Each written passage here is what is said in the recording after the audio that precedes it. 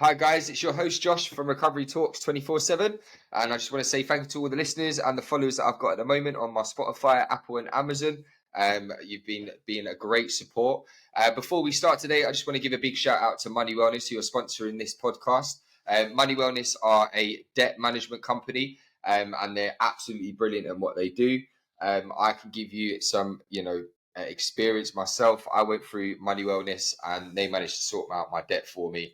I was really, really nervous at first, but as soon as I picked that phone up, they were absolutely brilliant and they really supported me every step of the way. So I'm really, really grateful for Money Wellness. But if anyone needs any sort of support or help or any sort of money tips and tricks, definitely get in contact with Money Wellness. I would highly recommend them. So today, without further ado, I've got the lovely Emma with me. How are you doing, Emma? Yes, I'm good. Thank you. Thank you so Good, much good. for having me on today.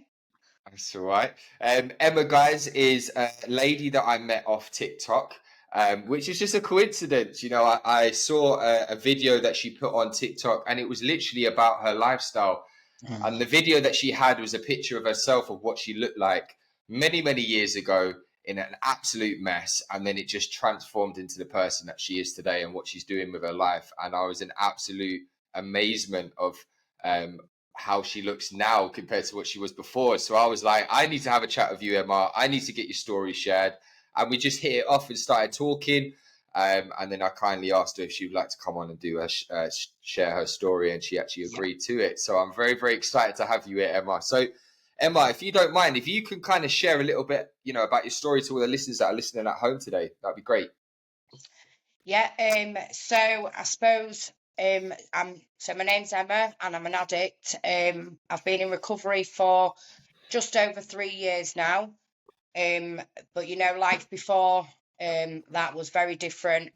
So for many years I struggled with addiction, which sort of started at around the age of 13 years old. I grew up in a family where my dad was an addict. His brothers were addicts. So yeah, a lot of I've seen a lot of trauma as a child. I think. Well, I did. Growing up, it was quite a violent house. A lot of shouting, a lot of arguing. And I think, to be honest, I can't really remember a lot of my childhood. I remember I've got a few memories, and my dad at the time was heavy on drugs, and my mum had come to pick us up from school one day. And I remember like playing on the field, with the boomerangs. And then when we got home, the house had been burgled. All the stuff from our house had been taken out the house, and yeah, that's just sort of one of my memories. I remember like the police always being at the door, after my dad. So yeah, life was very chaotic as a child, and yeah, so like it went on like that for many years. I sort of got into my teenage years, and I didn't know how to. I was quite a shy person. I remember like being in year five. I really struggled at school, and I remember being in year five, and we just moved down to this new area, which the kids down there were very feral, and yeah, I sort of quickly had to learn to get a backbone to stick up for myself. And yeah, it was quite it was a council estate that we lived on, and I mean, yeah, it was just crazy, to be honest. They were always fighting and people getting drunk. That's what I grew up around, people drinking and smoking cannabis. My nana was the local drug dealer on the estate, Mrs. P, everyone called her. So every weekend, my mum and dad used to go like to the local pub, and there'd be like parties back at the house, chaotic parties. So yeah, and it were like my dad used to bring crates of Bacardi Breezers and stuff. And so the first ever time I started drinking, me and my oldest brother, he's a year older than me. Unfortunately, he's still an addict. We snuck downstairs and took some of the Bacardi Breezers upstairs, and that was sort of the start to my journey of drinking. And I think for me, I liked it because it gave me a lot of confidence. It turned me into, it gave me the confidence that I didn't have, which quickly then progressed into smoking cannabis. This was all sort of around the age of 12 to 13 years old. And I was then I went into high school, and I really, really struggled at high school, to be honest. And I always started skiving school. And it went on like that, to be honest. And I got into trouble at quite a young age with the police. Many occasions when I'd wake up in the police cells, and my mum and dad were having to come up to the police station to bail me out.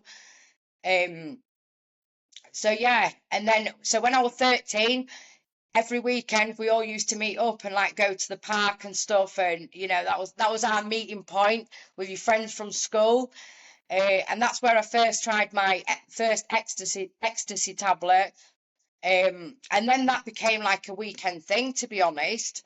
And for me, I was that girl where my friends would go in early because they had school the next morning. Well, I didn't want to go in early. I wanted to carry on partying. Yeah. So for me, it just gave me loads of confidence. But I think thinking back now, from a young age, my addiction started pretty young, from smoking to drinking to taking ecstasy tablets, which then led, I dabbled in cocaine, amphetamines. I got kicked out of school in year 9 for not attending school. Just life was just really chaotic. And where I lived, it was, we was in this little gang, and we were always out fighting. And, I quickly built up a reputation. My dad had a reputation, and I thought, I want that reputation. And I quickly established that. But with that, I suppose back in the days, like it was normal, like, to be around drinking and drugs. It was like it was normality, but today it's not, it wasn't. I was a child. Do you know what I mean? I was a child at 13 years old, going down a path of self-destruction. I didn't understand myself. I couldn't speak about my emotions and my feelings. I really struggled with that, to be honest. So I was like constantly escaping myself. And then at the age of 18, I got with my partner, my ex-partner now, and he'd been in and out of prison. But I looked at him as a bad boy. I cringe at it today, but I was like, yeah, he's got a reputation. He's a bad boy. We went on to, we had our first daughter, and I was, like I said, my life was chaotic, and I definitely was not ready to be a parent. I couldn't even look after myself. I was in and out of chaos all my life, from my teen years. And life just, with him, it became very chaotic, a bit like I spoke with my mum. She never could tell me that she loved me because of her own past, and I remember thinking at the age of 16, like, my mum's never told me she loves me, and she could never have like them mum and daughter conversations. I think she really struggled with that. And for my mum, her way of showing us that she loved us was buying us things, taking us shopping. But I think that did massively affect me as well. My dad was like the hugger in the house, but he was an addict, and sort of sometimes you felt like you were tiptoeing around him, depending on his mood. Do you know what I mean? I sort of thought, right, I'm definitely, when I have children, I will always tell them I love them. And that was me thinking that at the age of 16 years old. And I thought, I just wanted like a nice, happy sort of family, but my life definitely wasn't like that. Back to, I got with my partner, we had our daughter, and like I said, he was in and out of prison a lot. So, quickly in our relationship things became very chaotic. We was drinking, we was taking cocaine together, and me as a new mum, it was like a weekend thing at first, but with that, it brought lots of chaoticness. So yeah, oh yeah, so that, we went on and we carried on, but I got social services. I've been involved with social services for 18 years of my life now. So I was 6 months pregnant. I'd been drinking. I'm very ashamed of myself today, drinking whilst I was pregnant, but I did. And unfortunately, I got into a fight. Thankfully, my daughter, everything was okay. But yeah, that's where I got put on a probation order. I nearly got sent to prison, to be honest. I got a 9-month suspended prison sentence purely because of my past as well, starting at a young age in and out of courts and things like that. So yeah, I sort of like tried knuckling my head down and thinking, right, come on, Emma, sort yourself out. I mean, for, little periods of times, things were good, things were happy, but then it just went back to the chaoticness. And So with the stuff in the back, so before, right? So when we look at obviously what you went through as a young child and stuff, so yeah, you saw a lot of this stuff growing up as a child. yeah, It must have been really difficult for you because you're an innocent little child, and like all of us are, whoever's listening at home, I'm sure they would all agree as well. Growing up as a kid, we're all innocent. We're in that innocent stage, and obviously we're yeah, seeing our parents or we're seeing our relatives doing things that they shouldn't be doing. Obviously, with the drug dealing or taking drugs, or we've got an addict of a family. And it must have been really hard throughout that whole period of time to kind of thinking, is this the right way to live? But then when we've been brought up like that for so many years, it just becomes the norm, doesn't it?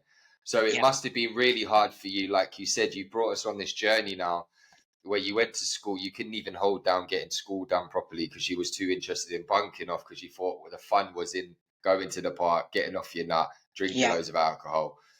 To then you've gone to, you just want to be loved and accepted. And I really relate with that a lot. And I know there's going to be a lot of women out there that are going to relate with that a lot. When they haven't been loved by their family as much, you then have gone started to talk on about a relationship, which I really want you to kind of speak on a lot more, because I think there's a lot of women out there that will probably relate with you a lot, with you just yeah. want to feel loved. So Just yeah. yeah, just to say, so I was I was very vulnerable around the age of 14, and I let a lot of people take advantage of me. Do you know what I mean? And and I was always searching for that something, and I think it was just that protection and that love. But I put myself through things to sort of get that, and I remember being sort of around 15, and I was self-harming. I'd split up with a boyfriend, and I was self-harming over it. But yeah, so with my partner, we were both chaotic, and it was hard, to be honest. It really was, but it was like I adored him. I worshipped the ground he walked on. Do you know what I mean? It was like my first sort of, I'd been in relationships before, but he was sort of like my first love. But we was very toxic. We were very toxic together, and not just him, me as well. It was a very toxic relationship. Yes, there were good times. I'm not going to say that there wasn't, but there was also a lot of very, very, very crazy times. But I think for me, I stayed in that relationship for many years, stuck by him while he was in prison. So I can tell you a little bit more further on if you want regarding Yeah. that, because there is a lot to my story. So I'm really just trying to piece it all out myself, and there's just so much Yeah. that's happened in my life. Yeah, definitely. And I know, like, as well, when people are going through any sort of a journey or anything, and they think there's so much that's happening in my life, and like you said, you're trying to piece your story together.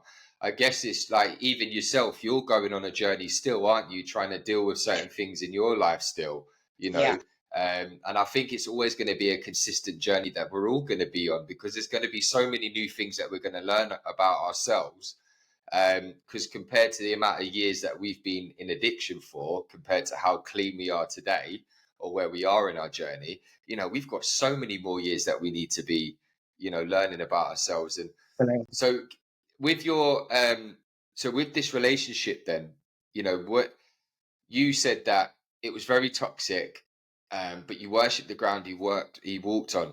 So what made you stay there? Why did you want to stay with a guy like that you were both toxic, even though you know now? Why didn't you know that before? What was it that made you kept to wait? What made you wait? Yeah, I just thought I was madly in love with him, I thought, but I'm not saying I didn't love him, because I did. I've got 3 beautiful children today from him. But yeah, I just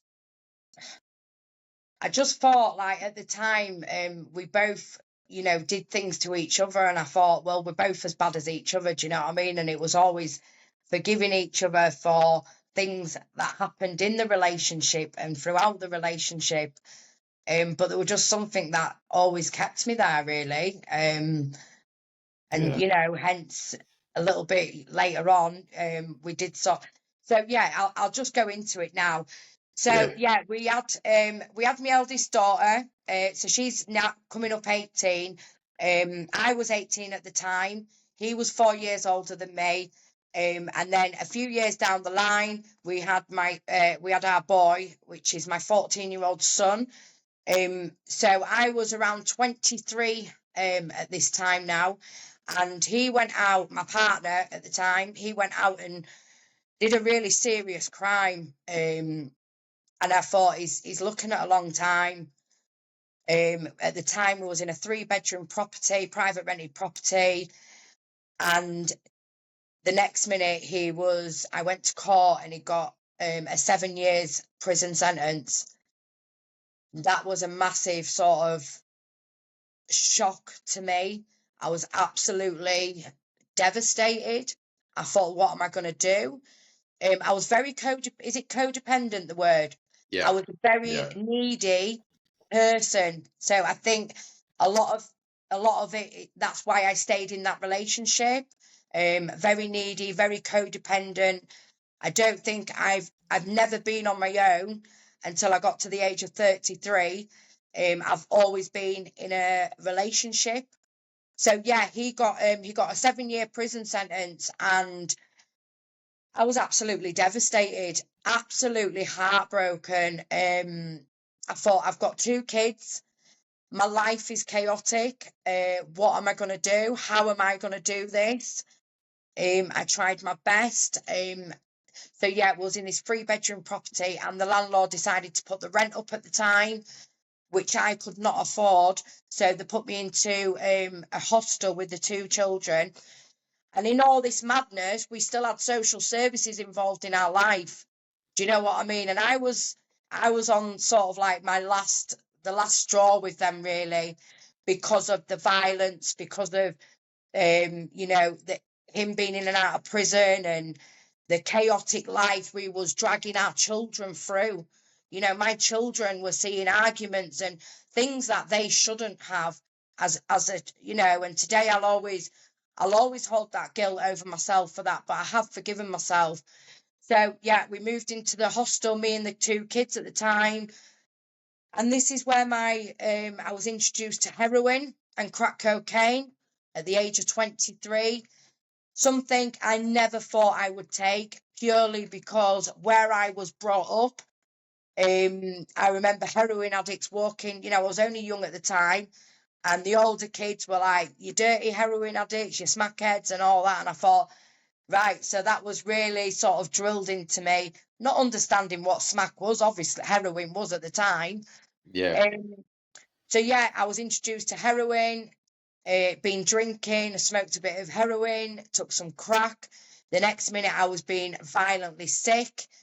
But after that, I remember like just sat on my bed, and you call it would get like being gouged out. And I think for me, I like that feeling because it took me out of this world. Do you know what I mean? It took me out of my own head for a minute.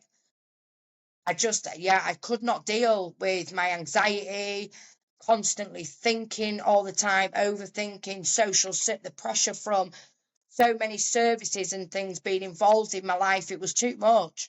My partner had just got 7 years, but quickly I became reliant on heroin. Is that the word? Reliant? Yeah. Yeah, isn't it? Yeah. Yeah, yeah, yeah, yeah. Quickly, within Yes. 6 months, within 6 months, heroin had a grip on me. Yeah. So people started to talk around my town. And I was completely in denial, saying, no, I'm not taking it, because there was a massive, I felt so ashamed of myself for taking it. But the power of that drug quickly, it got me. So, yeah, 6 months down the line, I unfortunately had my children removed.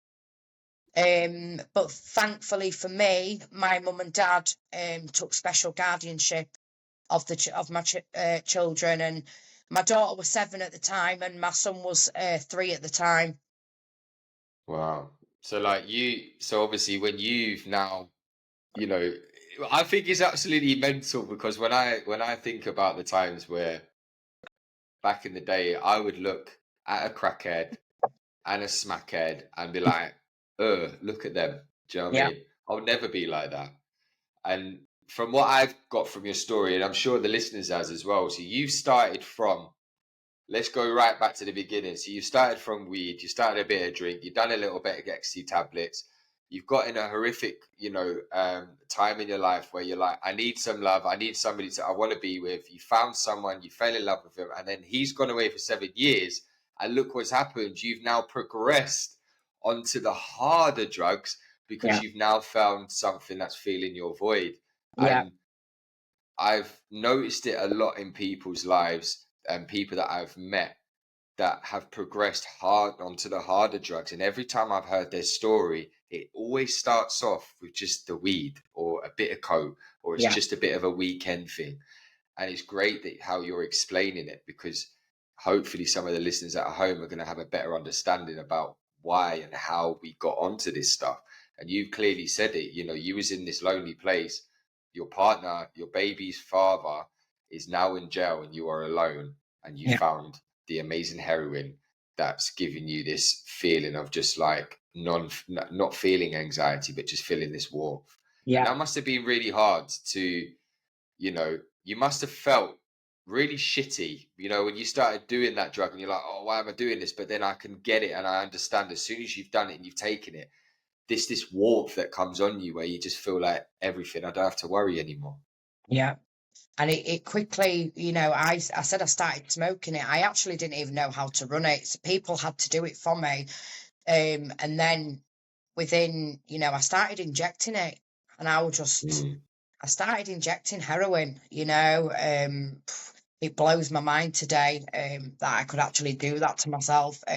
But that just goes to show where my mindset was at the time. Do you know what I mean? Which led to a 10-year heroin and crack cocaine addiction. Yeah. And I So, remember seeing your photos, and I think one of your photos that were on TikTok, wasn't it when you was in the madness? Is this when that photo that we saw, I think you was in that striped top and you were slouched down. It looked like you was gouching. Was yeah, that when you was really bad on it then? that was 2 months before, around 2 months before I went into rehab in 2021. Wow. Wow. That's what drew me in when I saw that. I was just like, this is wow. And then the transformation. But obviously we'll get to that in a minute. Yeah, yeah, So yeah. I don't want to fast forward too Yeah, much. right. So obviously so you've taken the heroin now. You've Yeah, just said that it's made you feel amazing. You're not yeah. getting any feelings of anxiety. So what's going on now? Where's that gone? Where's that led to? Where led you? So I think, just having lost my kids, lost my partner, when I was normal, which was, what can you call normal, but not on drugs, it was the reality. I just could not cope with it all. I absolutely could not cope with reality. And, many occasions, I have tried taking my own life at times, but, and being in hospital, overdoses myself, taking loads of tablets. I found myself in a really lonely place. I got kicked out of the hostel because obviously it was only for families. Hmm. I just lost my children, so I'm now on my own.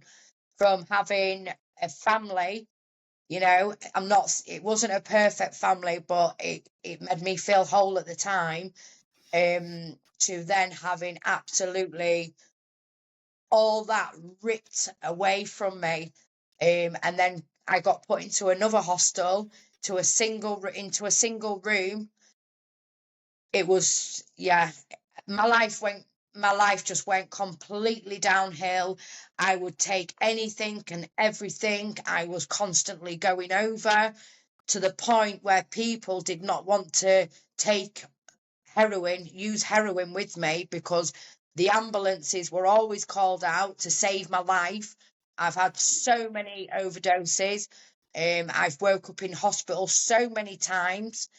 Is she gonna live? That's how sort of scary it was. But at the time, I was not bothered. I think for me, I wasn't bothered if I was alive or dead. Do you know what I mean? And that's the sad reality to it all. Um, Very selfish. I tried to maintain contact with my children at my mum's address, but every time I was turning up there, I was rattling.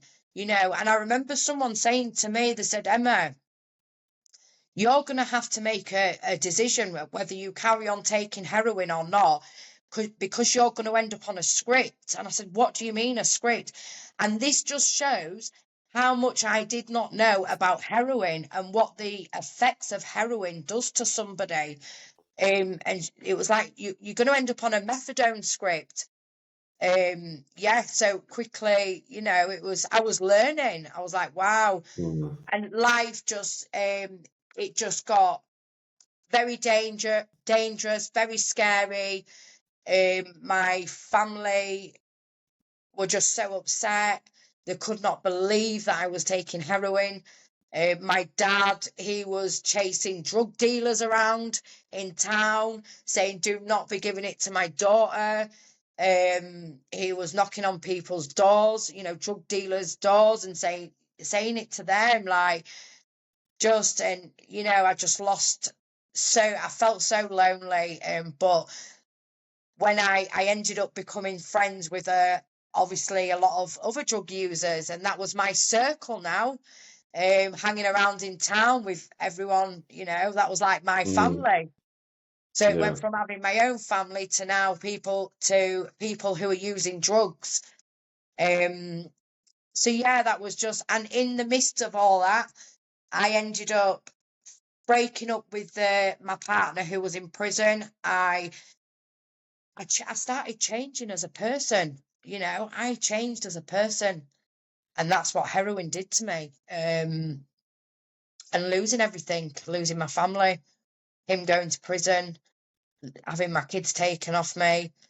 I changed so I got into another relationship with someone who was a drug taker, a drug user. Chaotic nurse for many, many years. And in 2017, I got done for an ABH at the time. I went to magistrates court, and they were going to let me out that day and sentence me at the Crown Court. And because I was so desperate by now, I'd been taking heroin for almost 5 years. I was desperate. I'd lost so much weight. I looked completely different. I was like a shell of what I looked like before. And I remember my family, they were sat at the back of the courthouse crying, in tears. And they said, Emmy, can you go to prison? Like, ask them if you can go to prison, because this is all we can see for a way out to keep you safe off the streets, to stop you using. So as I did, I was off my face when I went to prison. I was off my face on bloody diazepam, alcohol. And I was like, look, can you just send me to prison instead of bailing me out onto the streets again and waiting for Crown Court? So yeah, the judge sentenced, I went to prison. So I actually asked them to send me to prison. thinking Wow. that was my only way out. That was my only way I could, try get clean, try and sort my life out. There was a massive hunger to sort myself out. I wasn't this person. I was a really kind-hearted, nice person who just really wanted a great family, a loving family of my own and things to be perfect. But unfortunately, my life that didn't happen for me. So yeah, I did a little bit of time in prison in Low Newton, and I thought, right, I'm going to get clean, I'm going to get myself sorted, get into education. So I did 2 days of education, and because I was on remand, basically I could not do any more education. It was the prison's rules until I'd been sentenced. So yeah, I spent a lot of time in my cell, which felt like a very long time. I was accessing the gym. I was on my methadone script in prison. I was on a diazepam script. So I got clean for 4 weeks. I did in prison. I got clean for them 4 weeks. But at the same time, the partner that I was now with, he was also in prison, and we both got out on the same day. So yeah, I did a video link at Crown Court. I got sentenced. The judge decided to let me out, and he put me on a really strict order, a 3-year probation order, which had, I was on tagging, RA days and, your community days and things like that. And then, yeah, so the day I got out, my partner at the time, he got out as well. Fell pregnant almost straight away to my to my As you son. do. As you do, yeah. To my son, who's now 6. But when I was in that relationship, I also knew I wanted to be back with my ex-partner. The love was still there. I was yearning for him, and yeah, proper madly in love, and and then I knew he was getting released at some point, coming, it was getting closer.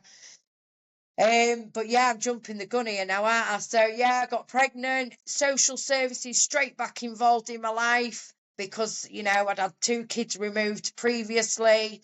They knew my life was still chaotic. I tried to be a mum. I still held a lot of guilt from losing my 2 eldest kids. Unfortunately, that just did not work out. And very quickly, life became, back using, back drinking. And I had my son removed for a short period of time. He went to my mum's house. I was living in a flat by this time, and I was also on the housing waiting list to get a 2-bedroom property because I'd had my son. So yeah, it gets a little bit complicated around here, guys. So I'm just trying to piece it together, my It's fine, chaotic life and honestly. all that. You know what I mean? But yeah, No, it's fine. so I went to stay at my mum's for a little bit to help her with my son, because now she had 3 of my children living at her house. And he was around 6. I can't remember. He was 6, 7 months old at the time. So I went to support my mum. Tried to sort myself out again, as you do. That just did not work out. Constantly sneaking off and drinking, and but I did get a 2-bedroomed house. I was working with the social workers, and they decided that because I'd got the house, that my dad came to live with me at the house with my son to support me. And then, yeah, so moved into my house, had my son, had my dad living there. And then my ex-partner got out of prison. So I got back into a relationship with him. Now, by this time, I was completely different. Like, honestly, I had changed so much. And yeah, so I got with him and I got pregnant, and I thought, oh my God, what am I going to do? I was Mm. just just managing with my youngest, my third child at this point. And yeah, I was, I wasn't, it sounds awful, but like, I just knew I could not cope. Do you know what I mean? And I should probably have terminated the pregnancy. But there was pressure. Don't want to go into it, but pressure from other areas. So I went along with the pregnancy. Um, and when I gave birth, I found myself in the hospital on my own. He'd gone back to prison again. And yeah, just things just went. Bless For a you. little while, I worked really well with the social workers. I got myself into boxing, ultra white collar boxing at the time, because I wanted to change so much. I really did. But I just didn't know how to. I didn't understand myself. I didn't understand who I was. And yeah, so I got into boxing. I was still sort of drinking, but I was managing. I was just managing. But the boxing really helped me, and I ended up in 2019. I went and fought at the Majestic Hotel in Harrogate in front of around 1,000 people. Wow. So proud of myself. It was probably my only achievement in many, many, many, many years. And I felt really proud of myself, to be honest. And I thought, right, yes, I'm definitely signing up to the next one. I'm going to do it. You know, I have a boxing bag at home. But then COVID hit. So it all got stopped. And I was absolutely devastated. So yeah, isolated now with the COVID. My drinking went back up again. And I was sneaking around using drugs. But I was now snowballing, crack cocaine and heroin together. You know, and just pretending everything's fine. You know, I'm managing, I'm all right. Yeah. But I wasn't. I was absolutely breaking inside. I was breaking. But for me, for many years, I knew how to put this wall up. You know, I'd built all these walls and I knew how to put a front on. But I was crumbling inside. I was absolutely crumbling. I was not managing. I was not coping. I don't know how. Um, I don't know how I did it, to be honest. You know, getting my kids ready every day, feeding them daily, as well as managing my own addiction. I just don't know how I got through it. It was very Sure. painful. I remember days waking up in the morning just feeling so poorly. Um, and do you know, on a night time, I just did not want to. I didn't want to go to sleep because I knew when I go to sleep, I'd wake up the next morning, normal again.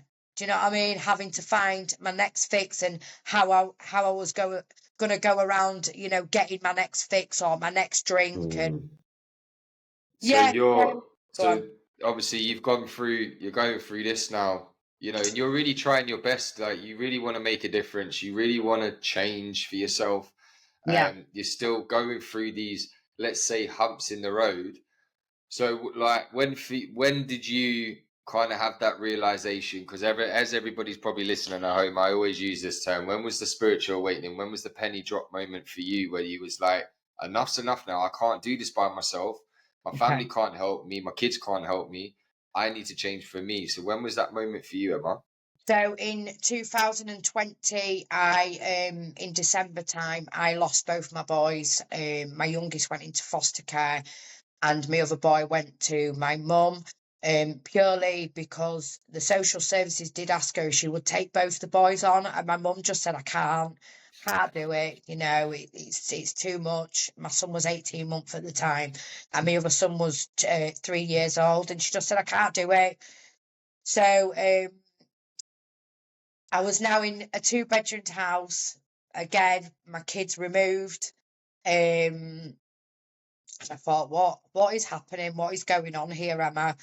Um, and that's when I sort of put my hands up and I said, I need help. I need to go away. and I need to find, you know, find who I am, where, you know, I was just in this bubble for so many years. I'd lost my identity. I'd lost who I was. And, you know, I remember crying on my bedroom floor to myself and just like, if you're up there, please help me because I can't do this anymore. Yeah. And, you know, I said to my mum, I said, I need rehab.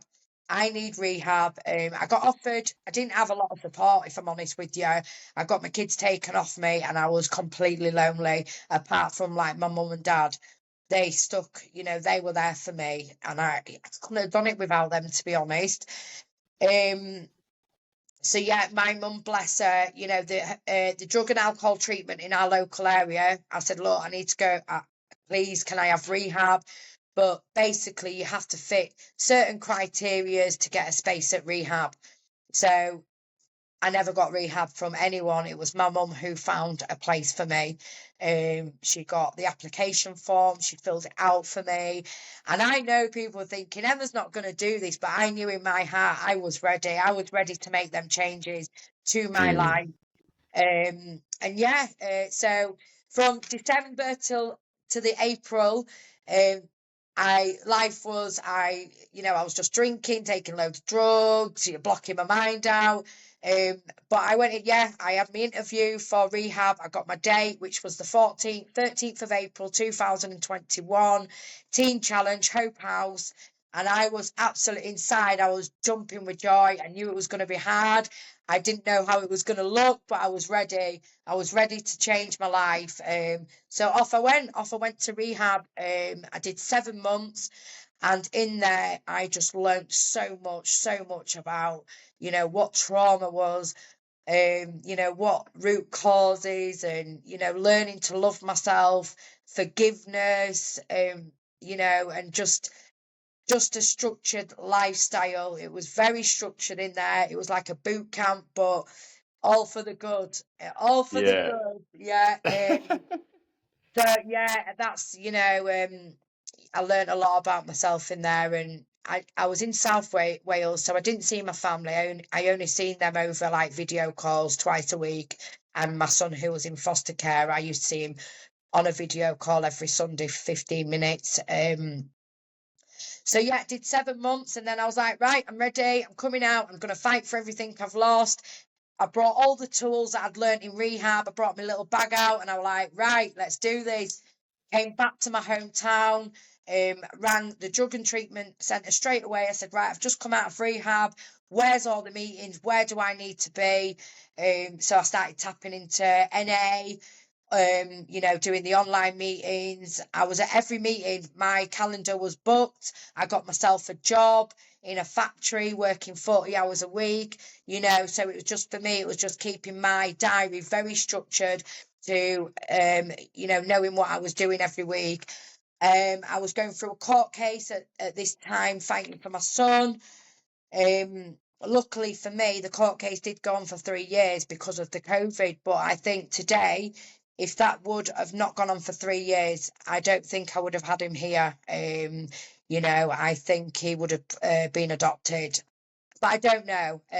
So anyway, yeah, I went fighting for everything, and gradually I started to build up the contact with my son, who, you know, my children at my mum's house, and then the contact with my other son who was in foster care at the contact centre. Um, and yeah, things got better and better. Life got good, and I got my son back last year from foster care, and I got my other son back from my mum's. I think with my two eldest children, they're just so used to, you know, my daughter's nearly 18 now, and she's, you know, my mum's brought her up, and, you know, and looked after her. She's happy. Our relationship, I'm not going to say it's the best, because she doesn't look at me like I'm a mum. She finds it really hard, if I'm honest with you. She sees my mum as her mum, and I get that, I get it. But all I can do is just be there for her today, and, you know, just keep being clean and sober, really, and taking each day as it Come on. comes. I love So it. yeah, and I went from working in a factory. I now work for Red Rose Recovery as a community engager for Connected Spaces, which launched in September of last year, which is a lived experience recovery organisation over in Harrogate, which will be expanding to North Yorkshire. In areas of North Yorkshire, I've built, partnerships, and I sit on board meetings with police officers, and my life's just crazy, honestly, crazy good though. Massively, just I'm a completely different person today, with a completely different mindset. That's amazing, Emma. Emma, that's like round of applause for you, honestly, and everybody else home. I'm sure are going to be so encouraged and blessed to hear your story, to hear what you've gone through. So you've taken us through this whole part of your journey, and I'm sure that there's some people at home that will probably listen to your story going, there's no happy ending. No, Yeah, she's just going to stay like this. And then look at where you are today. You're doing such amazing things. You've got your kids back. yeah, You're rekindling relationships back with your daughter, even though it's difficult. You're still trying to get that relationship back. You're now working and giving back to community, to people that were once in your position. And I think it's just such a beautiful thing that what you're doing, and your story is so empowering, and it's going to be an empowering to so many other women as well that maybe listen to this podcast, or anyone that's going to be listening to this, obviously, when we advertise it on TikTok as well. yeah. But yeah, you're such a great person, Emma, and I really do appreciate you. I appreciate your time today, being able to share your story. And guys, whoever's listening at home, obviously you'll be able to follow her on TikTok. I will put all that information out anyway. So if anybody is interested and wants to get in contact with Emma, I'm sure Emma would be more than happy to kind of have a chat. I always do that Absolutely. with you, Emma, don't I? I'm always You like, yeah, do. just Yeah, trying speak to to those Emma. people, but it's all good. Yeah, Yeah, it's amazing. Like, if I can, support anyone, I will. I absolutely will, because I get it. I understand it. definitely. A lonely place, it really can be. And if I would have had like people like myself and Josh and them sort of people around me at the time, I definitely think it would have helped me and supported me more, but I didn't. So yeah, But look where you are today. So, Emma, absolutely. before we close, I would love you to share any. So, what encouragement would you give to somebody that's listening to this right now, that's going, do you know what? I can't do this. I don't know how to do this. What sort of encouragement would you give to them? You can do this. You absolutely can. Um, but there's a difference between. I know we all need it. We really do. People that are suffering out there today, we do need it. But it's that you've got to come to that realization that you've got to want it. You've got to want it, and you've got to allow people to help and support you. And I definitely think just having, voices of lived experience people, definitely reach out to them guys. And I hope that a lot more services and organisations and, social workers are going to bring people like myself and Josh and, other people with lived experience, bring them in so they can, they can support you guys, and just keep reaching out. There's online meetings. I'm sure there's meetings in your area. It's definitely about connection. For me, it's massive, feeling connected. And I'm definitely connected today. I've got a lot of support. I've got a lot of friends. But yeah, it is hard. It really is hard. And I'm not going to sit here and say it's easy. When I was in recovery, I came up against every single hurdle possible. Do you know what I mean? Housing, social services, everything. But I got through it. I got through it with the love and the support that I had, wrapped around me. That's awesome, Emma. Emma, thank you so much again for coming on today. I really do appreciate you giving me your time just to be able to share this story of strength and hope. And everyone that's at home, thank you so much for listening again to another fantastic episode. And I can't wait to get some feedback from you all of what you thought of this interview today. So, yeah, thank you so much, guys. Emma, take care. Yeah. All right. Thank you. Cheers.